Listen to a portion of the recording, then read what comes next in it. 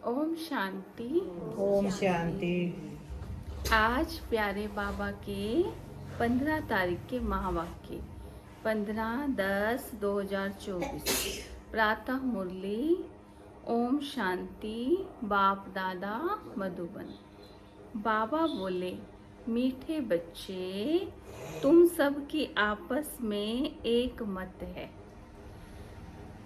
तुम अपने को आत्मा समझ एक बाप को याद करते हो तो सब भूत भाग जाते हैं।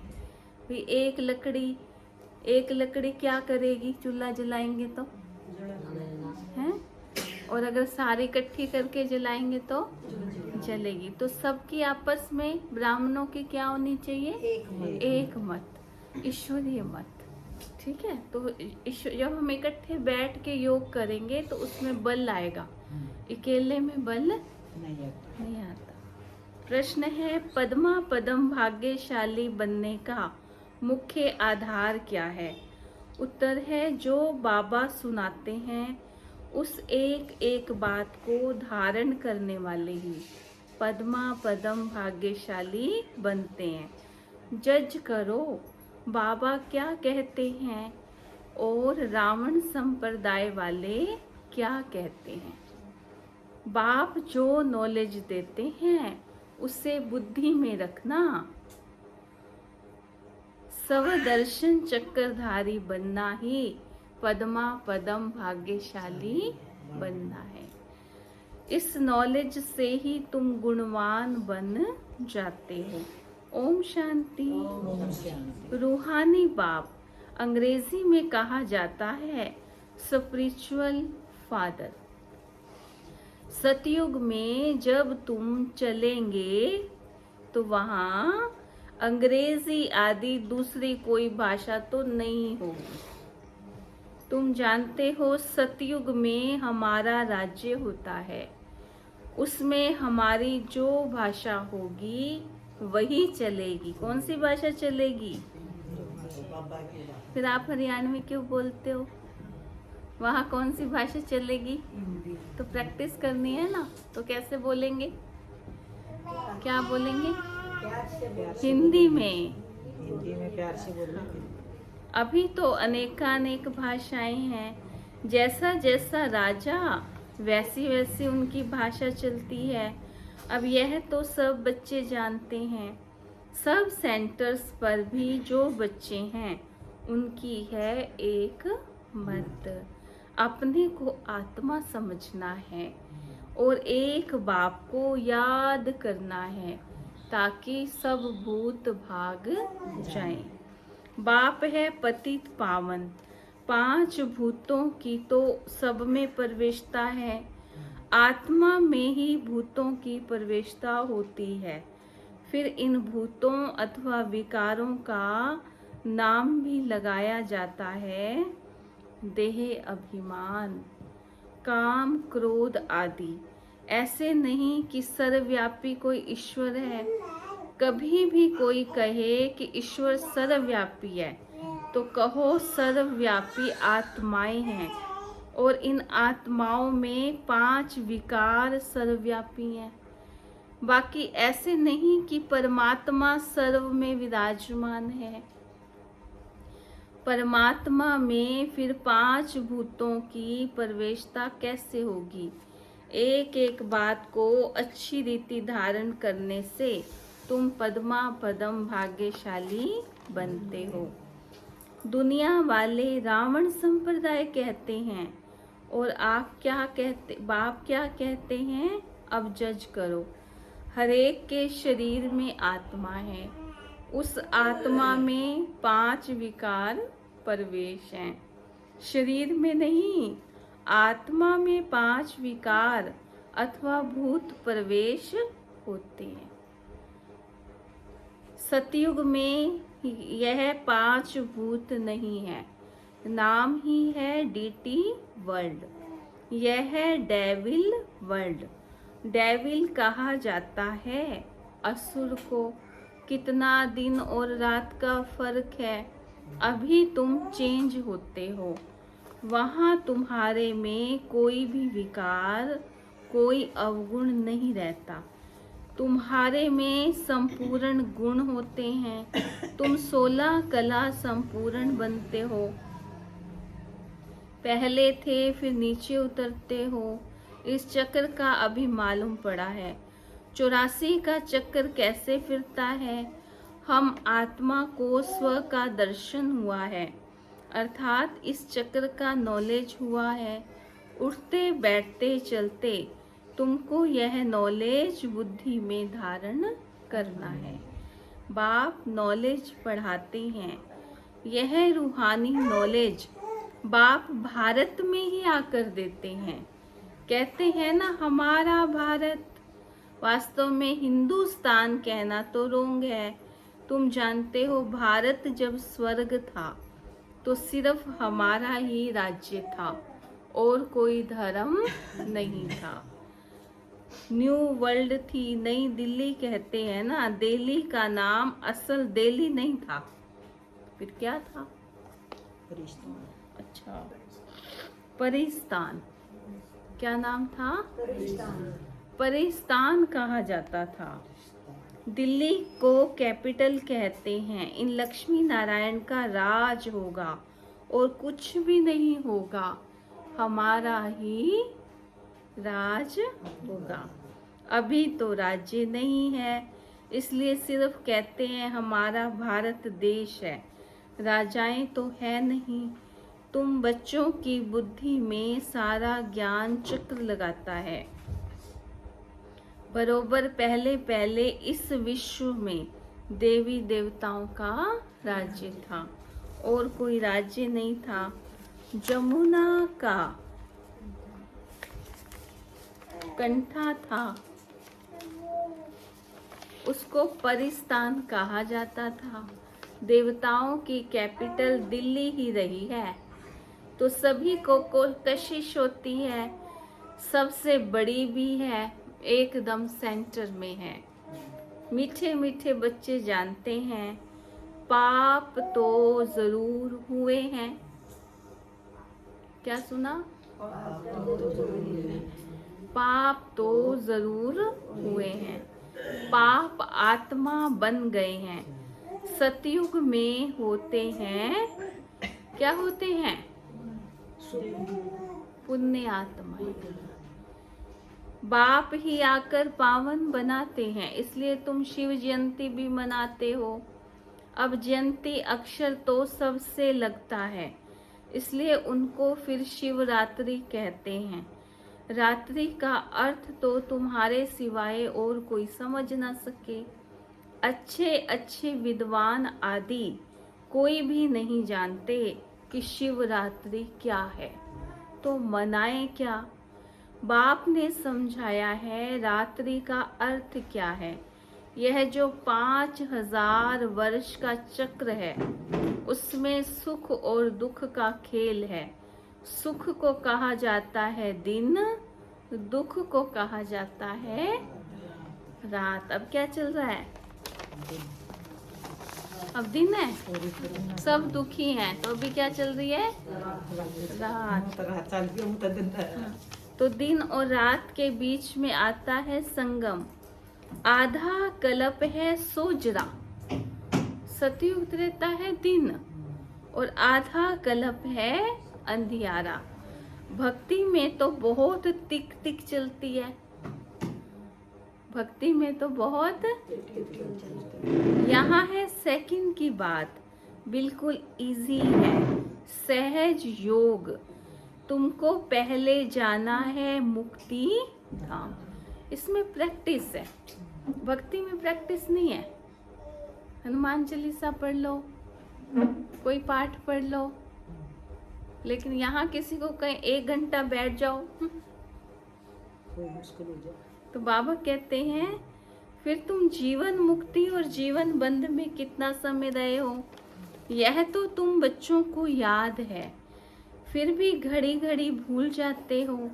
बाप समझाते हैं योग अक्षर है, ठीक, परंतु उन्हों का है जिस्मानी योग।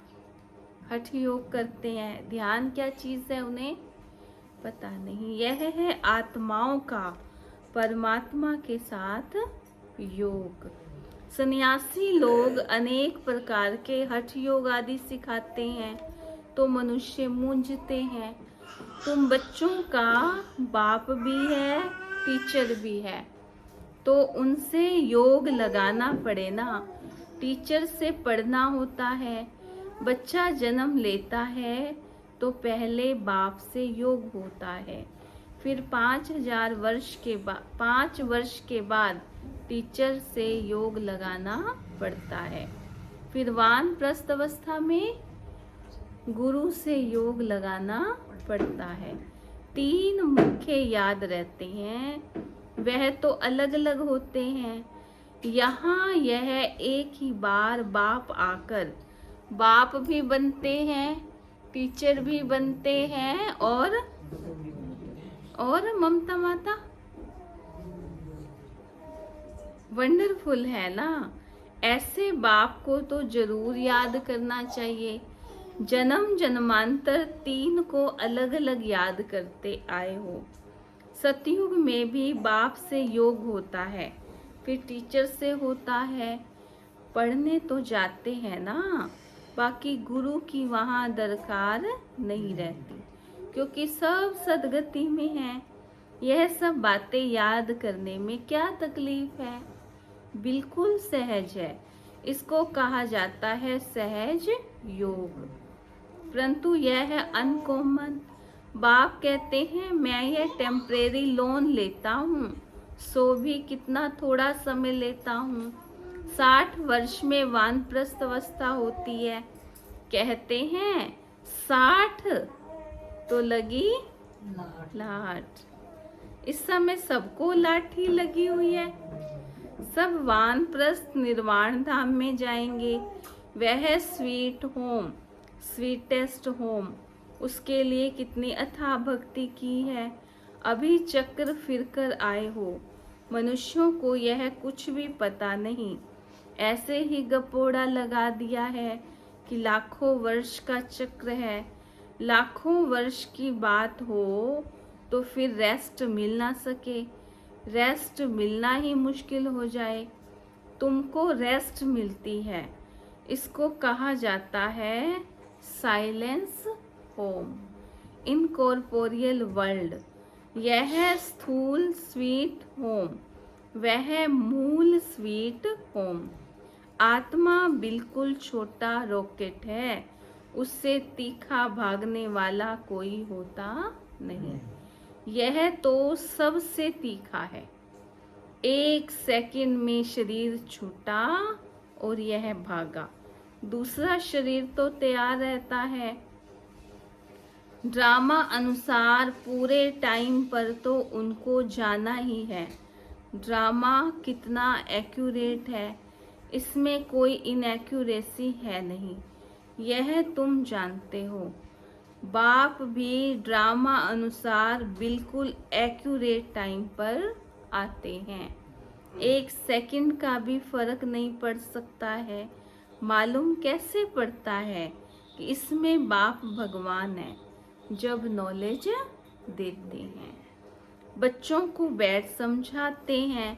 शिवरात्रि भी मनाते हैं ना। मैं शिव कब कैसे आता हूँ यह तुमको तो पता नहीं है। शिवरात्रि कृष्ण रात्रि मनाते हैं, राम की नहीं मनाते, क्योंकि फर्क पड़ गया ना। शिवरात्रि के साथ श्री कृष्ण की भी रात्रि मना लेते हैं, परंतु जानते कुछ भी नहीं। यहाँ है ही आसुरी रावण राज्य। यह समझने की बातें हैं। यह तो है बाबा। बूढ़े को बाबा कहेंगे, छोटे बच्चे को बाबा थोड़े कहेंगे। कोई लव से भी बच्चे को बाबा कह देते हैं, तो उन्होंने भी श्री कृष्ण को लव से कह दिया है बाबा। तो तब कहा जाता है जब बड़े हों और फिर बच्चे पैदा करते हों। श्री कृष्ण खुद ही प्रिंस है, उनको बच्चे कहाँ से आए? बाबा तो तब कहेंगे ना जब उसके बच्चे हों। श्री कृष्ण तो खुद ही बच्चा प्रिंस है। बाप कहते ही हैं मैं बुजुर्ग के तन में आता हूँ। कहाँ आता है बाबा? बाप बैठ बताते हैं मीठे मीठे बच्चों, तुम अपने जन्मों को नहीं जानते हो। हम बतलाते हैं कि तुम 84 जन्म लेते हो। कैसे? तो भी तुमको पता पड़ गया है। हर एक युग की आयु 1250 वर्ष है और इतने इतने जन्म लिए हैं।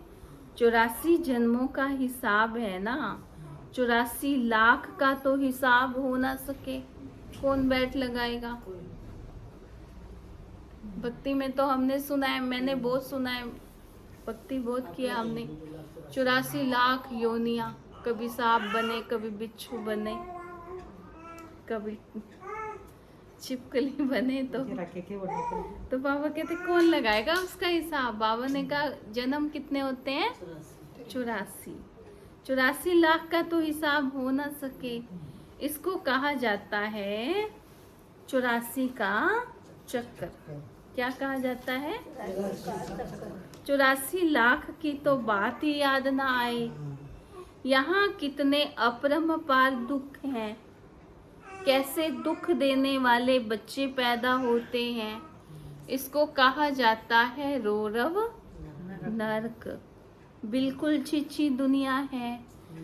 तुम बच्चे जानते हो अभी हम नई दुनिया में जाने के लिए तैयारी। औलाद पैदा हो जाए तो कितनी खुशी होती है। अब वो आगे जाके क्या करेगी पता नहीं, है ना। इसलिए बाबा कहते हैं कितना दुख है। पाप कट जाए तो हम पुण्य आत्मा बन जाए, हमारे से पुण्य होने लगेगा। कैसे पता चलेगा हमारे पाप कट गए? जब हमारे द्वारा पुण्य कर्म होने लगे तो हमें लगता है कि अब हमारे पाप, नहीं तो हम फंसे ही रहते। पुण्य का काम होगा नहीं हाथ से और पाप होते ही रहते हैं। तो बाबा कहते हैं अभी कोई पाप नहीं करना है। क्या सुना? कोशिश करो इन हाथों से, इस दृष्टि से कुछ पुण्य हो जाए। पाप तो अपने आप हो जाएंगे, है ना। 1-2 पर काम कटारी चलाना, यह आदि मध्य अंत दुख देना है। अभी यह रावण राज्य पूरा होता है, अभी है कलयुग का अंत। यह महाभारी लड़ाई है अंतिम, फिर कोई लड़ाई आदि होगी ही नहीं। वहाँ कोई भी यज्ञ रचे नहीं जाते। जब यज्ञ रचते हैं तो उसमें हवन करते हैं। बाप ने भी यह जो रुद्र यज्ञ रचा है, इसमें बच्चे अपनी पुरानी सामग्री स्वाहा कर रहे हैं। अब बाप ने समझाया है यह रुद्र ज्ञान यज्ञ। क्या है ये? शिव बाबा का यज्ञ। हम कहाँ आते हैं रोज? कोई पूछे तो क्या नाम, तो रोज यज्ञ करते हैं। रुद्र शिव को कहा जाता है। रुद्र माला कहते हैं ना निवृत्ति मार्ग वालों को। प्रवृत्ति मार्ग की रस्म रिवाज का कुछ भी पता नहीं है। वह तो घर बार छोड़ जंगल में चले जाते हैं। आपने छोड़ा है घर बार? नहीं छोड़ा, लेकिन फिर भी आप सन्यासी हो। जब ईश्वरीय कार्य में लग गए, घर गृहस्थ में रहते, तो आप सब कौन हो? बाबा कहते हैं राज ऋषि। कितने टाइटल देता है, पर हम याद तो नहीं करते। आम इंसान बन के चलते हैं। अपना टाइटल याद रखना है। मैं कौन हूँ? राज ऋषि। कौन हूँ? राज ऋषि हूँ। घर भी संभालती हूँ और सन्यासी भी हूँ। बाबा ने ऊंचा पद दिया है, बाबा ने ऊंची कुर्सी पे बिठाया, तो हम क्यों ना बैठे? हम अपने को स्मृति दिलाएं। हम राज योगी हैं, हम राज ऋषि हैं। कोई गांव में पूछे आप कहाँ जा रहे हो? ऋषियों की मंडली जा रही है ये। तो बाबा कहते हैं हम घर बार का संन्यास नहीं करते, लेकिन विकारों का संन्यास करते। पहले तो गुरु लोग बहुत परीक्षा लेते थे, बहुत काम करवाते थे। पहले भिक्षा में सिर्फ आटा लेते थे, रसोई नहीं लेते थे। उन्हों को जंगल में ही रहना है, वहाँ कंद फूल ही मिलते हैं। यह भी गायन है। जब सतो प्रधान सन्यासी होते हैं तब यह खाते हैं। अभी तो बात मत पूछो, क्या क्या करते रहते हैं। इसका नाम ही है विशियस वर्ल्ड। यह है वाइसलेस वर्ल्ड। तो अपने को विशियस समझना चाहिए ना। बाप कहते हैं सतयुग को कहा जाता है शिवालय, वाइसलेस वर्ल्ड। यहाँ तो सब हैं पतित मनुष्य, इसीलिए देवी देवता के बदले नाम ही हिंदू रख दिया है। बाप तो सब बातें समझाते रहते हैं। तुम असल में हो ही बेहद बाप के बच्चे। वह तो तुम्हें 21 जन्मों का वर्षा देते हैं। तो बाप मीठे मीठे बच्चों को समझाते हैं, जन्म जन्मांतर के पाप तुम्हारे सिर पर हैं। पापों से मुक्त होने के लिए ही तुम बुलाते हो। साधु संत आदि सब पुकारते हैं, हे पतित पावन।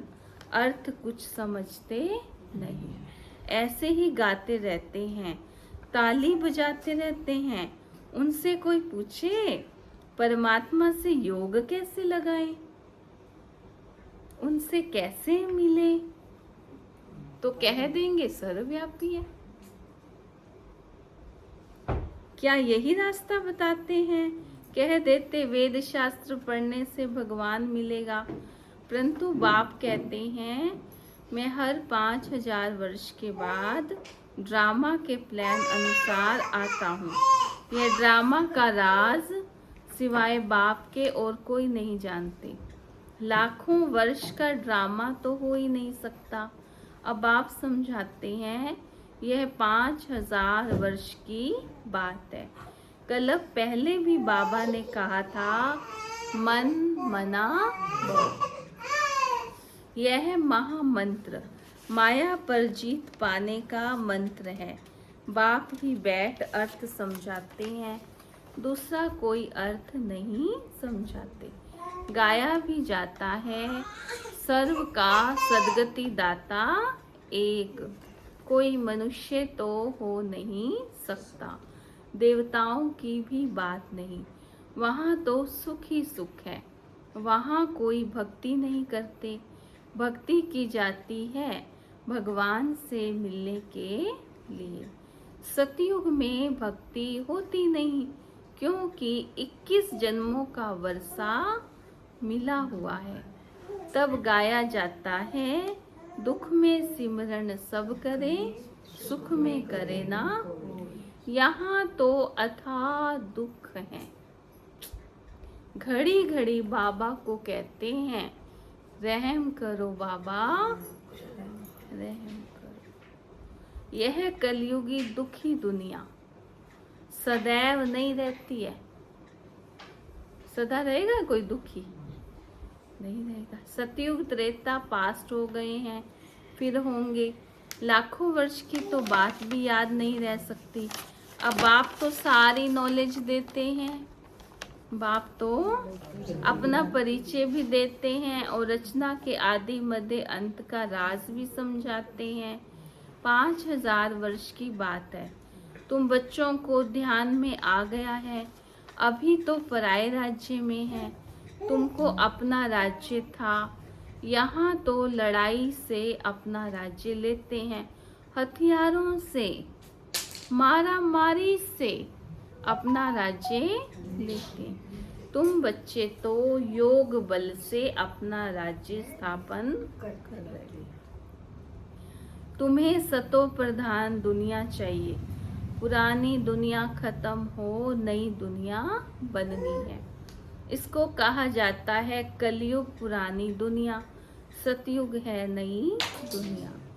यह भी किसी को पता नहीं है। सन्यासी कह देते यह आपकी कल्पना है।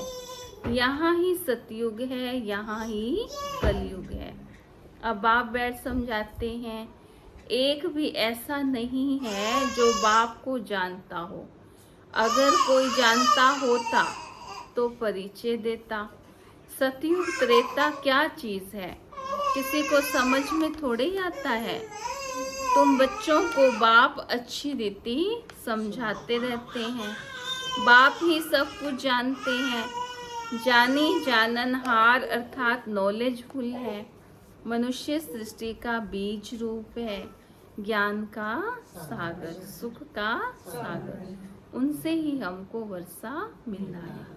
बाप नॉलेज में आप समान बनाते हैं।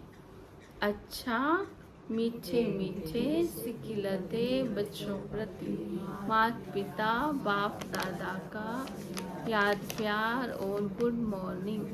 रूहानी बाप की रूहानी बच्चों को नमस्ते। हम रूहानी बच्चों की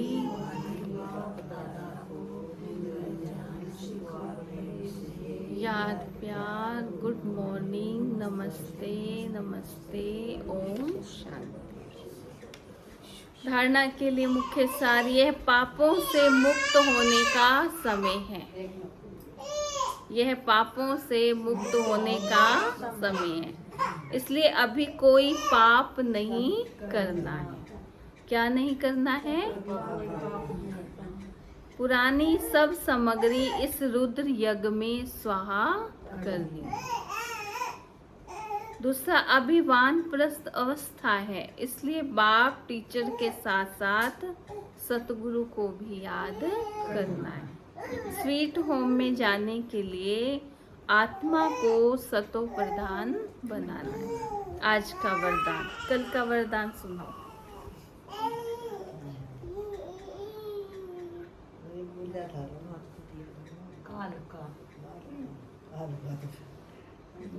सारा दिन क्या करते हो? अच्छा मैं अभी बताऊंगी।